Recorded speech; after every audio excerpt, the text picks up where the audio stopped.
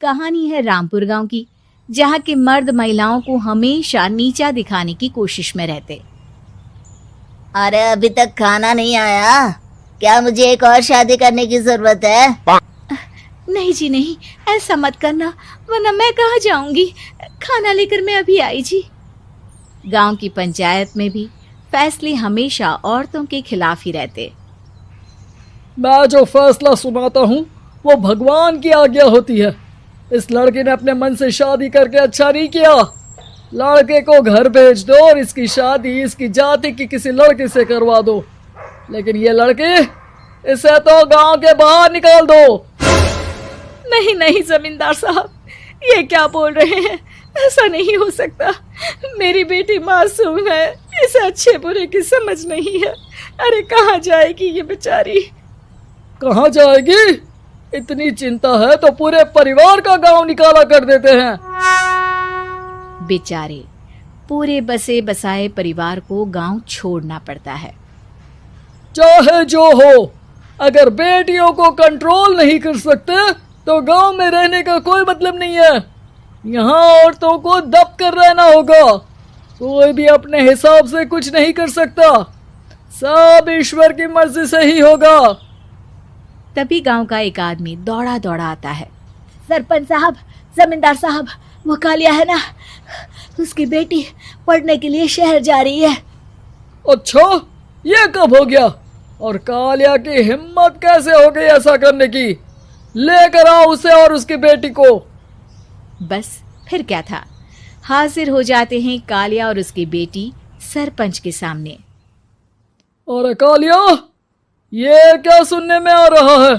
बेटी को इंजीनियर बना रहा है तू? और ये बता, गांव में तो स्कूल नहीं है, फिर कहां से इतनी क्लास पास कर गई तेरी बेटी? राधा, जो कि कालिया की बेटी है, उसे लगता है कि सरपंच उसकी तारीफ कर रहे हैं।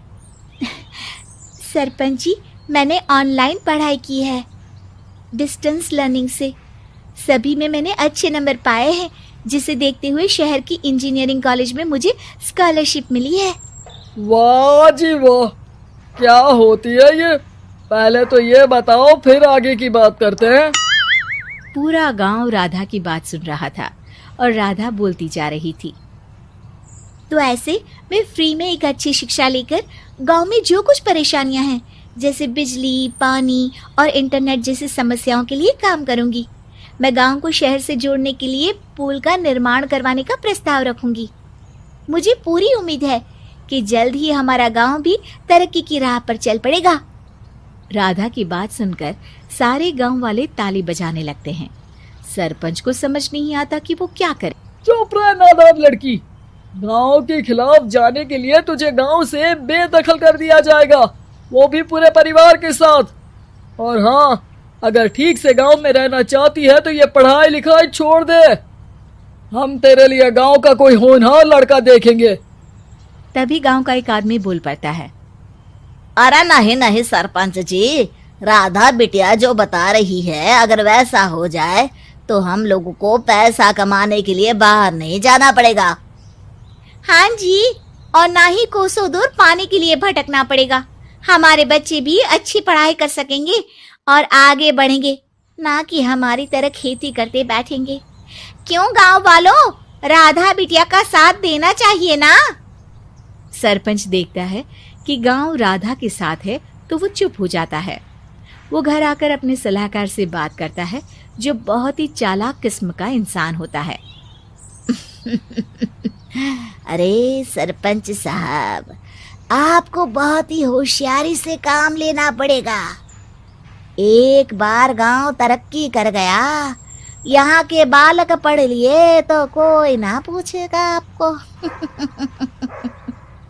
और फिर ये जो बेटा और बेटी है ना आपके, इनको भी आम लोगों की तरह ही जीवन जीना होगा।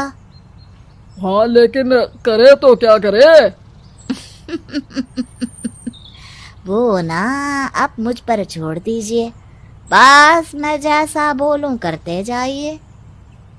अगले रोज सुबह जब गांव वाले सोकर उठते हैं तो राधा के घर के बाहर और साथ ही वो लोग जिन्होंने राधा का सपोर्ट किया था, उनके घर के आगे लाल रंग से कल आऊंगी लिखा होता है।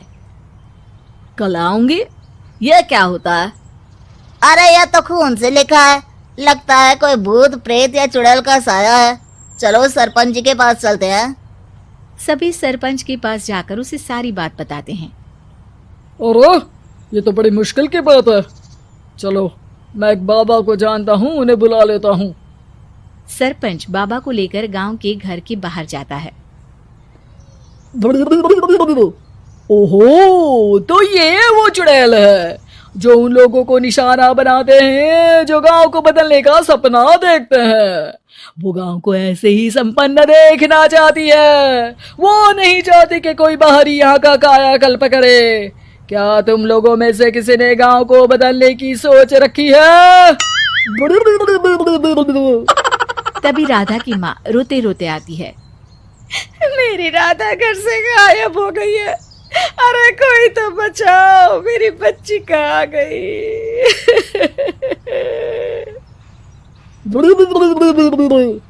ले गई वो चुड़ैल, तेरी बच्ची को ले गई। अब वो उसे श्रापित करके छोड़ेगी, उस पर चुड़ैल का साया हो जाएगा। तभी बुरी सी हालत में राधा भी वहां आ जाती है। उसके बाल चुड़ैल की तरह फैले होते हैं और कपड़ों में खून लगा होता है। सभी राधा को देखकर डर जाते हैं। माँ, पता नहीं मुझे कौन उठा कर ले गया था। अरे दूर दूर हो जा चुड़ैल, अब हम लोग इस गांव में नहीं रुकेंगे। अरे कैसे बातें कर रहे हैं आप? कल तो आप मेरे भरोसे गांव का हुलिया बदलने, अपने बच्चों को पढ़ाने और तरक्की उन्नति की बात कर रहे थे, तो आज क्या हो गया आपको? ये फिर तुम लोगों को बहकाएगी। ये चुड़ैल गांव में आ चुकी है, ऐसे ही ये तुम्हारे घर के बच्चों को भी ले जाएगी। गांव वाले राधा को गांव से बाहर निकाल देते हैं। उसके माँ बाप रोते रहते हैं, लेकिन गांव वाले नहीं मानते। मैं भी अपनी बहन के साथ गांव के बाहर रहूंगा, लेकिन वो पढ़ाई नहीं छोड़ेगी। वहीं सरपंच के घर पर सलाहकार कहता है। देखा, सांप भी मर गया और लाठी भी नहीं टूटी। लेकिन अगले ही दिन सरपंच के घर के बाहर भी वही शब्द लिखे होते हैं। और फिर सरपंच की बीवी कहती है, हमारी बेटी को किसी ने अगवा कर लिया है। तभी राधा का भाई वहां आ जाता है। अरे गांव वालों, मैंने सरपंच जी की बेटी को देखा था। वो चुड़ैल उसे उठाकर ले जा रही थी। अरे क्या मजाक कर रहे हो? नहीं नहीं सरपंच जी, आप नहीं जानते। वो चुड़ैल अब आपकी बेटी में आ जाएगी, जैसे राधा के अंदर आ गई थी। तभी सरपंच की बेटी वैसी ही हालत में वहां आती है जैसे राधा आई थी। पापा, पता नहीं कैसे मैं गायब हो गई थी। चुड़ैल, इसके अंदर भी चुड़ैल का साया है, मारो इसे। अरे नहीं नहीं, इसे भी राधा के पास गांव के बाहर ही भेज दो। अरे चुप रहो, मेरी बेटी कहीं नहीं जाएगी और चुड़ैल बुड़ैल कुछ नहीं होता है। अरे कैसे बात कर रहे हो सरपंच जी? आप तो बोल रहे थे कि आपका फैसला भगवान का ज्ञान होता है, तो अपने पर बात आई तो अब आप ऐसे बोल रहे हैं। अरे ना ना ना, आपको अपनी बेटी को त्यागना ही होगा। अरे बुलाओ बाबा को। राधा का भाई बाबा को ले आता है, जिसे अब गांव वालों के डर के कारण सच बोलना पड़ता है। मैं कोई बाबा नहीं हूँ, मैं तो मोची था। ये सलाहकार महोदय ने मुझे कहा था एक्टिंग करने को। वो मुझे पैसे देने वाले हैं। अब मुझे माफ कर दो। गलती हो गई, मुझे माफ कर दो। तभी वहां राधा आ जाती है। देखा सरपंच जी, जब गांव के बच्चे साक्षर होंगे तो आप जैसे लोगों की चालाकी नहीं चलेगी।